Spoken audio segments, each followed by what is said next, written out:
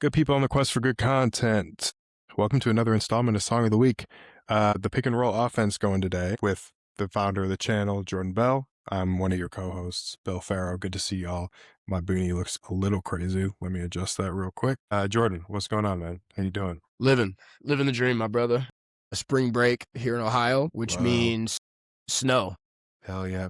Spring break doesn't mean shit here. Yeah, no, everything is good my way. Family's good. Mind, body, and soul good. So it's good to see you. Haven't seen you in a week or two. Yeah, man. I've been a little inconsistent. I feel like I haven't been on a lot of the recent videos, just given the landscape of my work environment right now. But I don't know, man. Hopefully we're coming out of it, and hopefully we're seeing some changes soon. And as you know, on offline conversations, a lot of shit has been deterred, like the music, like vacations, like this and that. I got to reestablish some life balance and hopefully get a little bit more consistent, because I got some more You Can't Rap Better Thans that I like to do. We have some more artists that we want to try to get in touch with to interview, blah, blah, blah. So, just helping you keep the momentum on the channel you're building out, man. So, yeah. But these are the ebbs and flows of life, just like anything else, So, we're ebbing. Soon we'll be flowing. That's right. I like that. I was thinking about this the other day. We did an artist interview a couple days ago, and this particular artist mentioned that she had the opportunity to tour with James Brown earlier in her career. Wow. Yeah, and it made me think of you, because you're one of the bigger James Brown fans that I know, at least of like a younger generation James Brown fan. And I was just curious, man, like what got you into James Brown, and like, what was most impressive to you about him? I wanted to be like my daddy. My daddy was a college DJ, and he always would tell me stories about, or remind me of, a certain instance or instances where he would play entire James Brown records. And for those of you who don't know, James Brown's got some like long ass songs, sometimes upwards of 9 minutes and sometimes getting close to 20, depending on what versions of the songs you find. And he said he would just play the entire song, and I just thought that was funny and cool. I was trying to figure out why he liked the music so much, but at first I just wanted to like what my dad likes, because my dad was my hero for a long time. And then you develop some autonomy and you become a little bit more of an adult, and it goes from like father figure to mentorship to friend, some combination of the three as you enter into adulthood. But he was telling me, he's the Godfather of Soul. He's got this huge branch of influence. Like on the rock and roll side, you got like Big Mama Thornton, you got Chuck Berry, you got like Little Richard, but then like on this soul side, you got James Brown. And his tree is just huge. Two artists we always talk about on the channel, Jordan in particular is always highlighting Prince and Mike Jack, right? And so like those two do not exist quite literally without James Brown. I like artists who I consider like roots of a tree, or like the beginning of a branch is usually what I say, where you can trace back where an artist's influence originates. And in many respects, when you think about like On the One, when you think about the fact that he couldn't read music, but he had just an innate feel for music, when you think about his showmanship and how he was doing a lot of the footworking that we've become accustomed to, early versions of that. I mean, he is maybe one of the 5 most important artists, performers in American music history. Again, it's hard to quantify things like that, but all that combination of factors and the fact that he just makes really cool, interesting, diverse, transformative music over the course of his life, he became my second favorite artist of all time. Yeah, that's really it for me. Second favorite? Who's your favorite? Sam Cooke. Interesting. Okay, I thought James Brown was your favorite. Nah, close. Yeah, okay. Sam Cooke. Something about the soul singing, man. Something about that kind of effortless delivery, how everything kind of looked easy for Sam, at least on the clips that I've seen, and how I like the stories that he never really made a mistake. If there was ever a retake on recording Sam's vocals, it was because somebody in the band messed up. I thought it was like that. I thought it was pretty cool, That's interesting. Yeah. As far as James Brown goes, the thing that I find the most fascinating about him is his stage presence and his just a showmanship, right? I think, like you said, Prince and Michael heavily influenced by him, but he took the craft of performing as seriously as anybody we've ever seen on stage, and that's been the thing that I've always been most impressed by him with. Especially now, like we live in this era of stage performers that, a lot of times I find them to be lackluster. Underwhelming. Yeah, lackluster, underwhelming. You just go to certain shows, or you hear about certain shows, and you hear that, they just weren't they weren't good at putting on a show. Every story that you hear about James Brown, every person that had the experience of going on tour with him, being in his band, whatever it may be, talks about the attention to the detail, talks about being a perfectionist, talks about, the fines that he gave out for people for messing up in rehearsal. And live. And just like the standard of what type of presence he wanted to bring to a crowd, how he wanted the crowd to feel something when he was at his shows. And so I was always impressed by that, but I just know in conversations with you on here in passing how impressed you were with him for a very long time. And like I said, that conversation I had with the artist the other day made me think about it again. And I was like, man, we should talk about that on the podcast, because I don't know if you've picked James Brown songs before, but I don't think we've taken a deep dive into like where your admiration for him originated from. Yeah, man.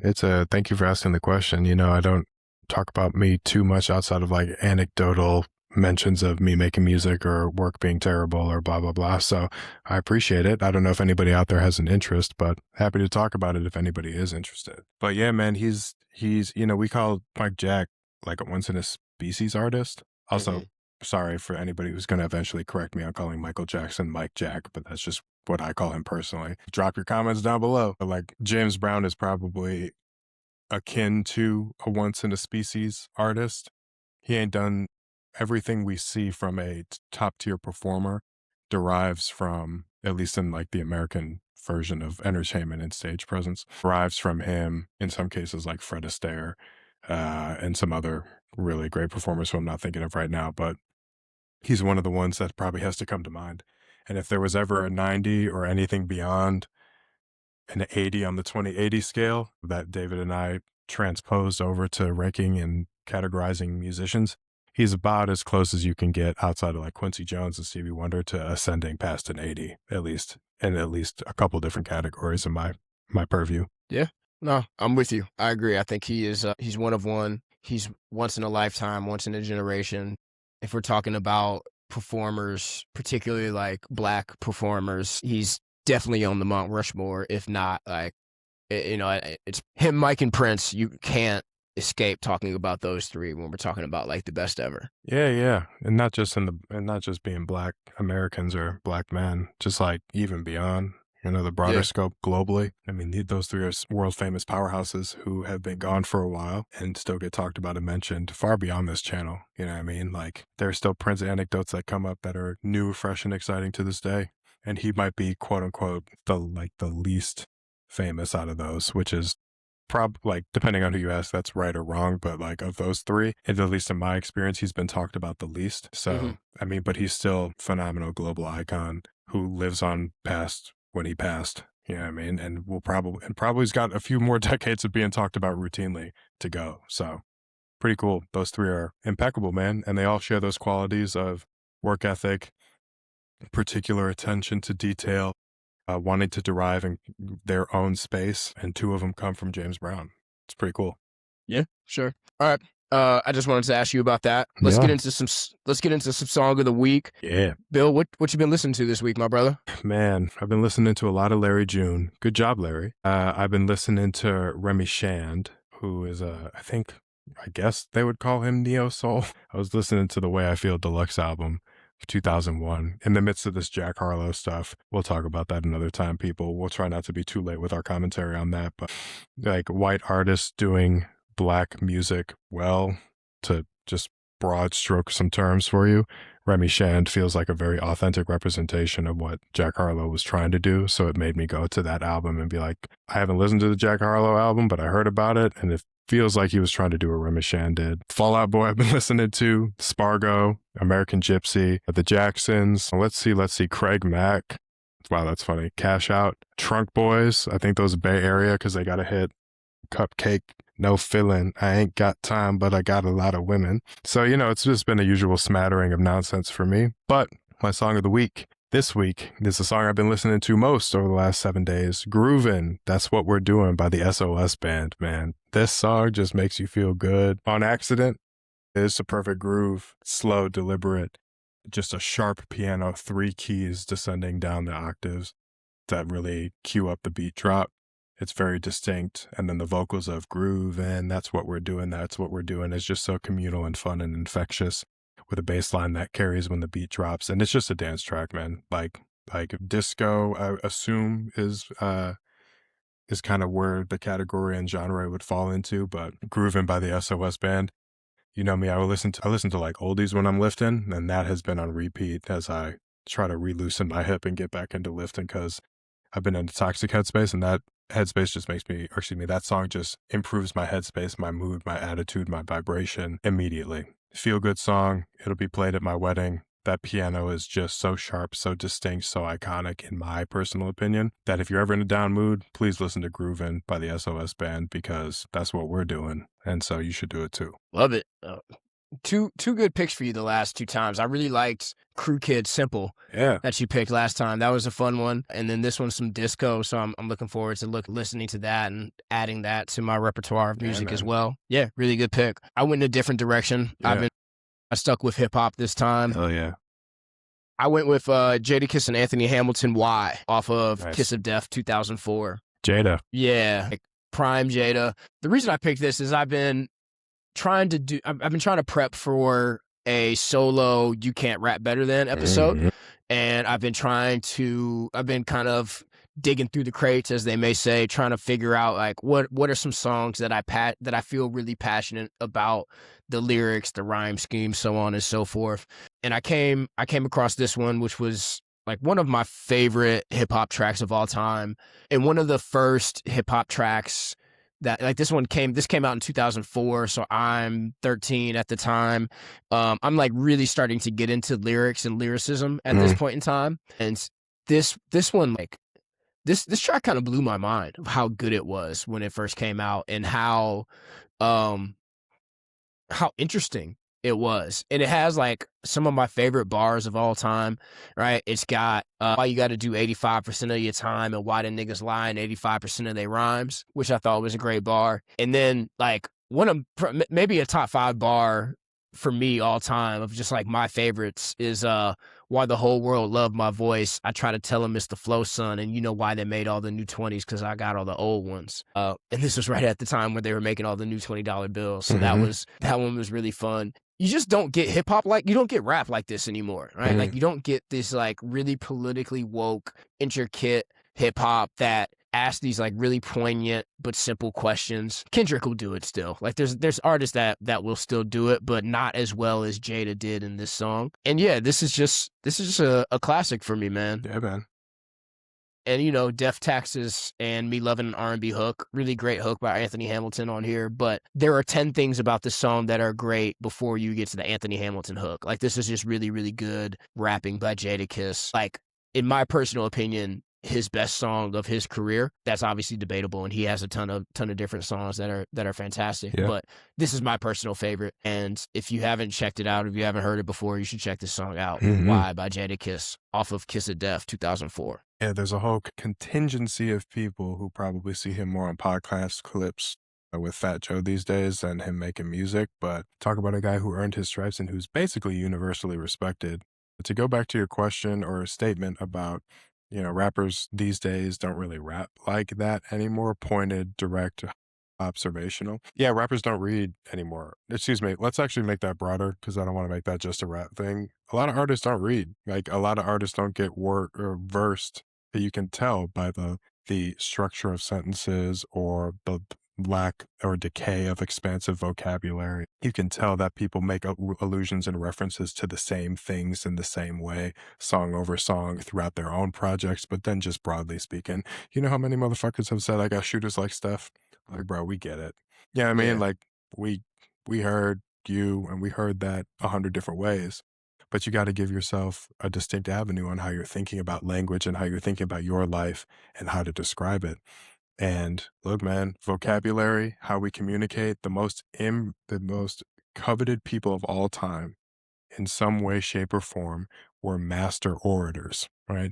They could galvanize crowds and they could convey their imagination in a meaningful way to get shit invented, to go to war, to make money, to scam you out of your money, to make somebody believe in themselves and inspire the next generation.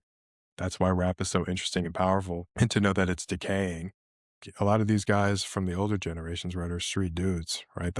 Hip hop is an urban born art form where schools were defunded and history was trying to basically being eradicated in real time by the government. But these people were hyper smart because they were aware, they were observant, they were looking up words in the dictionary when they were trying to make themselves distinctly unique in their musical tone. And that just has evaporated and is continuing to evaporate. Obviously, there's exceptions to every rule and every situation. But if you kind of broad stroke it, I would say rappers don't read. And we're finding out with these statistics with like Gen Alpha and some of Gen Z, like younger Gen Z, and even millennials to a degree, like our country reads at what, like a 6th grade level right now. I don't think that was always the case. I mean, Yeah. Yeah. another rant No, by me, but No, that's real, man. That's real. And so I think, yeah, it's evident in the music. And, Jadakiss Y is one of those tracks that shows, like, to me, it's a flex on how intelligent these dudes or just these artists in general can be. Because, like you said, he asked so many poignant questions. One of the first bars is why the Terminator win the election. Come on, pay attention. Obviously talking about Schwarzenegger winning governor out in California. And yeah, we just don't get and I think it's why guys like Kendrick stand out so much, because he is so many light years ahead of some of these other dudes who just aren't paying attention to the same level. So yeah, again, that's what really stuck with me as a kid. I think it's a really good example of one of, like, you can't rap much better than that, and it's just a great song. So and stay I'm a tuned for fan of that, one. people, because Jordan at some point will be doing a dissection on, or you can't rap better than, on that, at least one verse from that song, maybe the entire song at this rate, who knows? That's part of the struggle, is which verse. My favorite verse is the third verse, but I don't know if that's the best verse on that song. The heart versus the mind, an age-old battle. Exactly. My. Well, we can wrap up. It's always good talking music with you. That one felt more like some of the podcasts we did when we first started. Yeah, little harkening back to our roots. Yeah, I enjoyed that. This channel continues to grow and diversify and figure out our little footing and our little niche in the internet. So don't be shy about letting us know how you feel.